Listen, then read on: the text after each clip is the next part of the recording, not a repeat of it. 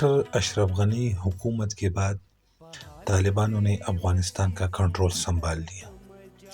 پوری افغانستان میں جہاں پر بھی افغانستان کی حدود ہو وہاں تک طالبانوں کی حکومت پھیل گئی۔ کابل سے لے کر کنڑ تک، قندھار تک، سب علاقوں میں طالبانوں نے اپنی جگہ بنائی، اپنی گورنر اور والی کو منتخب کیا۔ اب طالبانوں کو درپیش مسائل اور ان کا حل۔ سب سے پہلے آپ سب لوگ جانتے ہیں کہ افغانستان کے باشندے زیادہ تر پاکستان اور یورپ، امریکہ، نیوزی لینڈ ان ممالکوں میں اپنی زندگی گزارتے ہیں۔ اشرف غنی حکومت ختم ہونے کے بعد جب طالبانوں نے افغانستان کا کنٹرول سنبھال لیا تو یہ لوگ جو باہر ممالکوں میں اپنی زندگی گزارتے ہیں یہ بہت پریشانی اور بے دردی اور لاچاری سے اپنی زندگی گزارنا شروع کیا۔ وہ لوگ یہ سوچ رہے تھے کہ سقوط کے بعد اب ہم کیا کریں گے، ہماری پاسپورٹ کا، ڈومیسائل کا، تذکرے کا یا افغانستان کی اور ڈاکومنٹس یہ ہم کس طرح حاصل کریں گے۔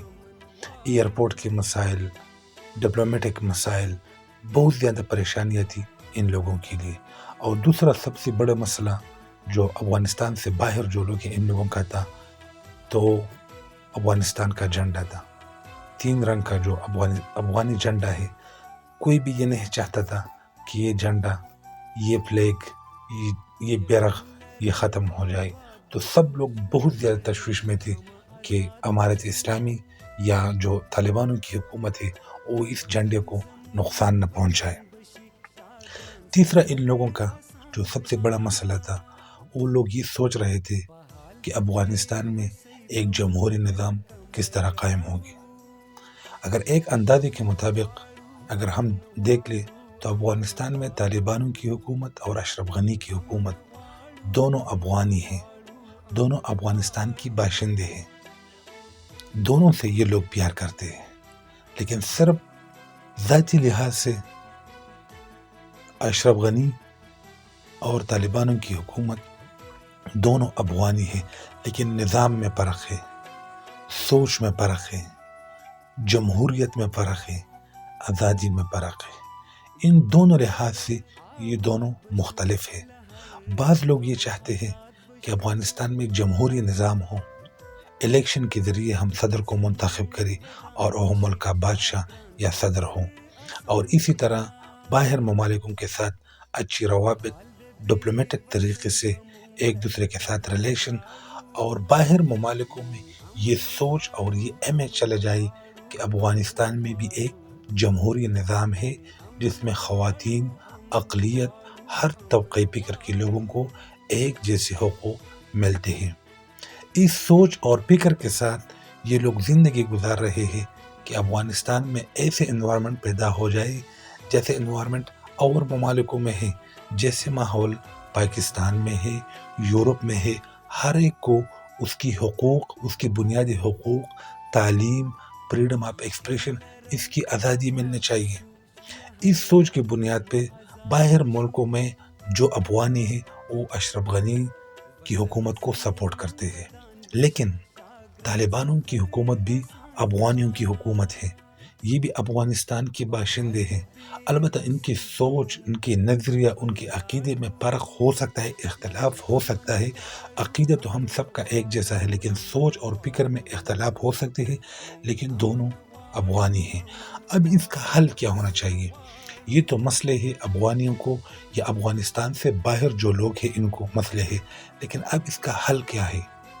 آپ سب لوگ جانتے ہیں کہ افغانستان میں 80% لوگ اشرف غنی کو سپورٹ کرتے ہیں، چاہتے یہ ہے کہ اشرف غنی حکومت میں ہوں، اور ہم بھی یہ کہتے ہیں کہ اشرف غنی ایک مسلمان رہنما ہے۔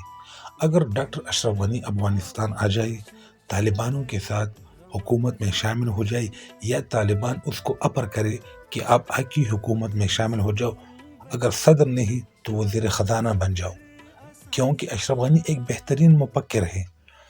دوسری بڑی وجہ جو افغانی چاہتے ہیں کہ افغانستان میں افغانستان کا جو اوریجنل جھنڈا ہے، جو 3 رنگ کا جو جھنڈا ہے، وہ افغانستان کا قومی یا نیشنل جھنڈا ہو۔